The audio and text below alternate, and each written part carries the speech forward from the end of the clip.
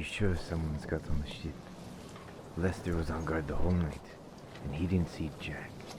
He couldn't see a good drink if he had it served him by the fairest maid. Besides, he falls asleep during guard duty all the time. And the door that leads below deck was swinging in the breeze.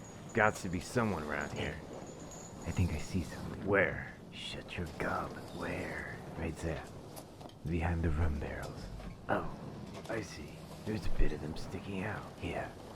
We gotta be real quiet.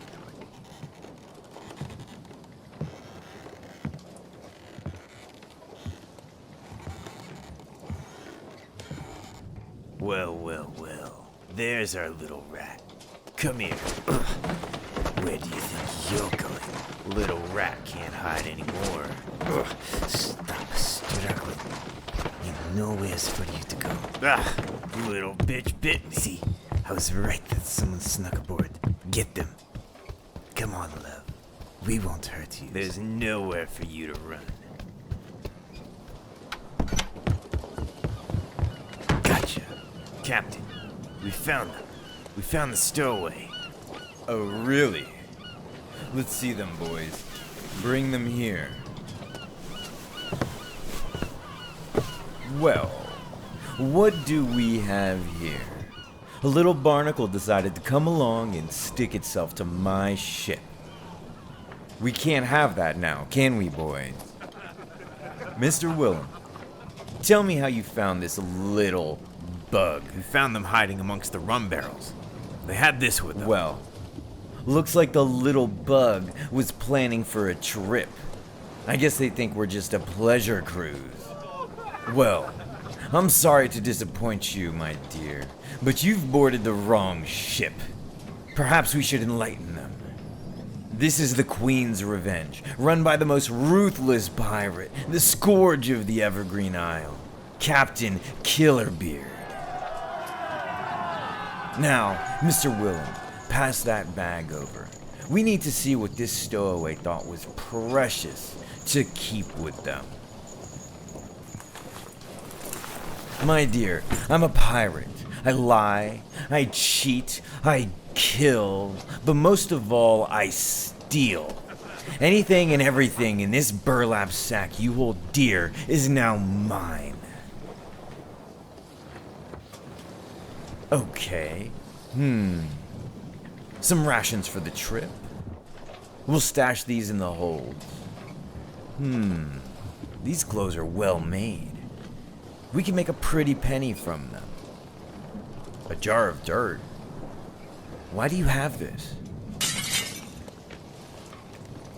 Well, well, well.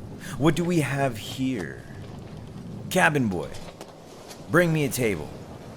Looks like we finally struck something of great value.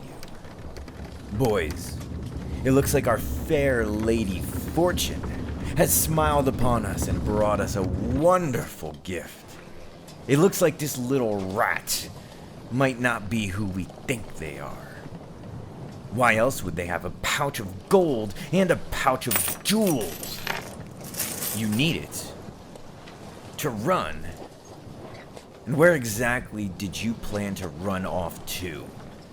The New World?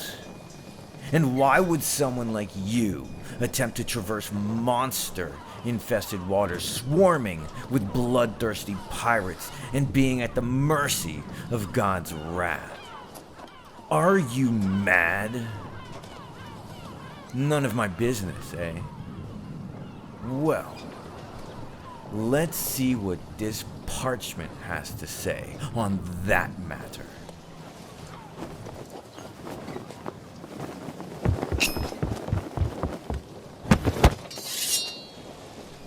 Now, little bug, that wasn't very smart of you.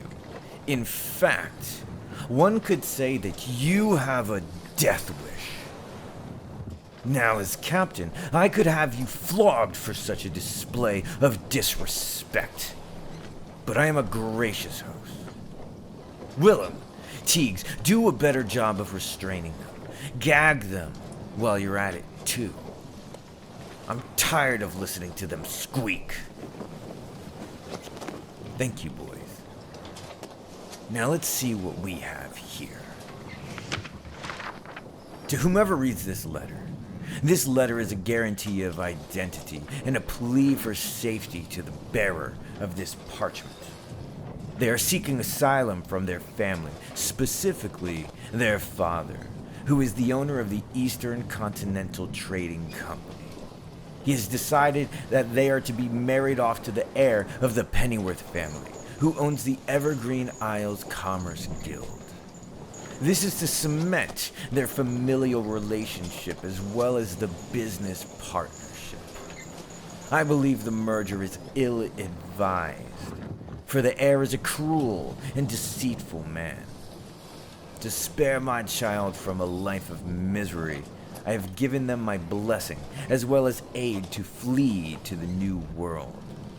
Please see to it that they are safe and can be comfortable in the new world. Yours in mercy, their grieving mother.